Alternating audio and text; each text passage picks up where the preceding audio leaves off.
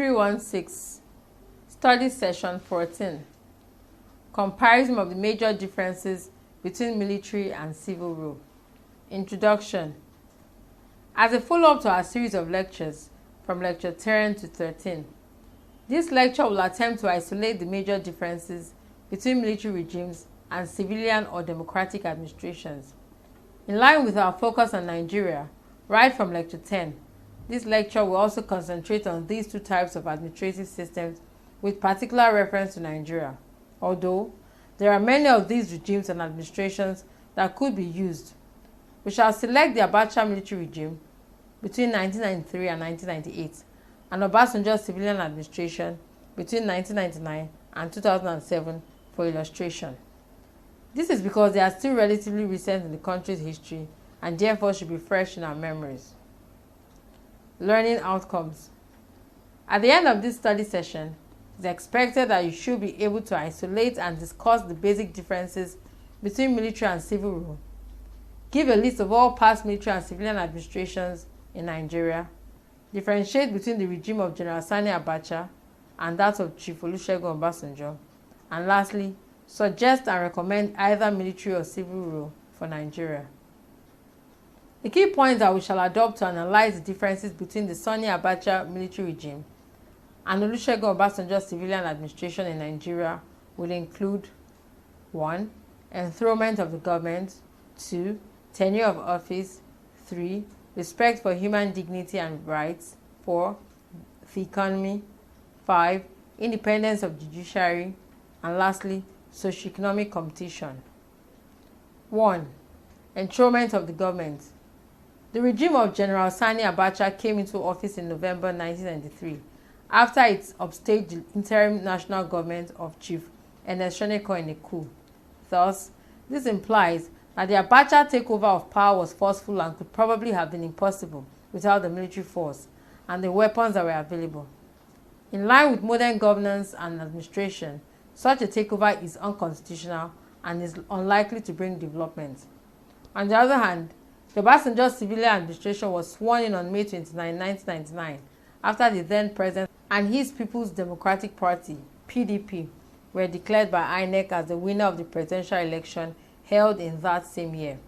This process, through which Obasanjo's administration came into office, is more acceptable because it appears more democratic. For example, the then president, as a candidate of PDP, contested an election with some other presidential candidates like Olufalaye in 1999, Muhammadu Buhari, Chris Okote, and some others in 2003. This democratic process, which encourages competition, has over the years gained a lot of popularity and acceptability because it helps countries in which it is practiced to attract various investments and development programs. However, this is not to say that the process is totally free from problems or abuse. In Nigeria, for example, the electoral process through which the Obasanjo administration and almost all the other civilian administrations came to office were fraught with the problem of rigging and violence, and all of these reduced part of the credibility of the process in the country. Tenure of office.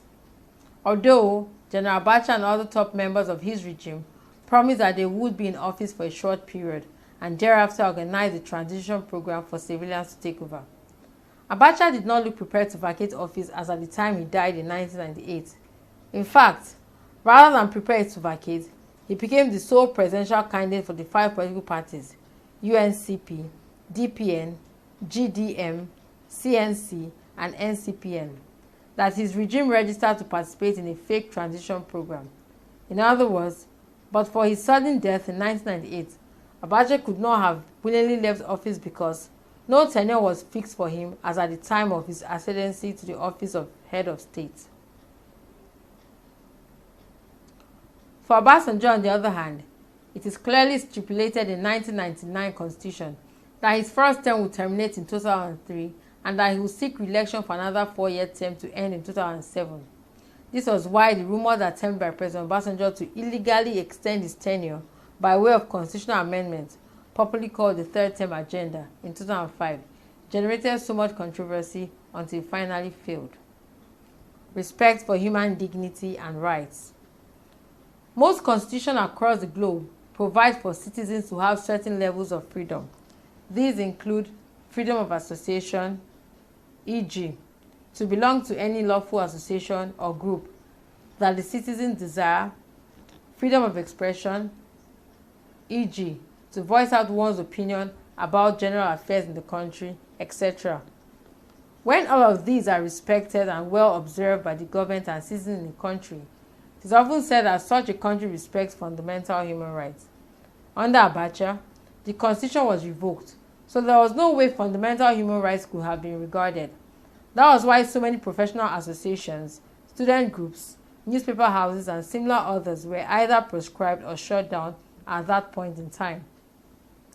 Also, many lawyers like Gani Fawehinmi, Femi Falana, and some others, as well as journalists, were detained in prisons and cells because they expressed opinions against the Abacha regime. Many other journalists who wrote critical articles were at different points in time charged for sedition and sometimes jailed as coup plotters. Although the Obasanjo civilian administration was also not totally free of violations of fundamental human rights, victims were guaranteed by the Constitution of a fair hearing in court.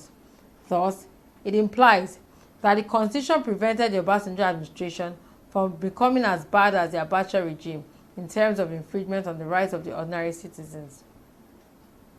Economy.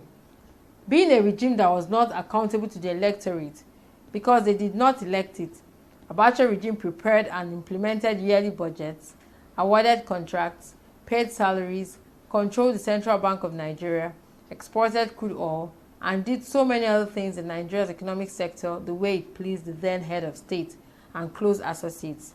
And since these activities were not openly and properly debated, particularly by unbiased professionals, they were highly prone to errors which adversely affected the national economy. On the other hand, the economy under Obasanjo was directly and indirectly coordinated by the executive and other specialized agencies.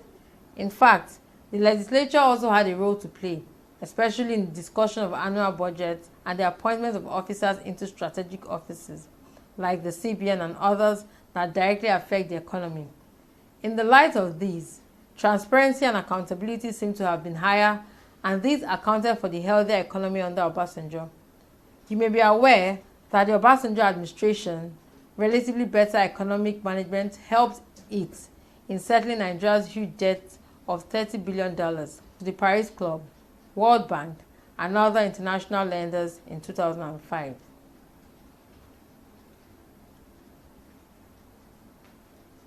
Independence of the judiciary. In Nigeria, whether under the military or civilians, the function of the judiciary are left unmerged with any other of the main organs of government like the legislature and executive. In other words, unlike the legislature, which for instance is merged under the military with the executive, the judiciary is still relatively left untouched.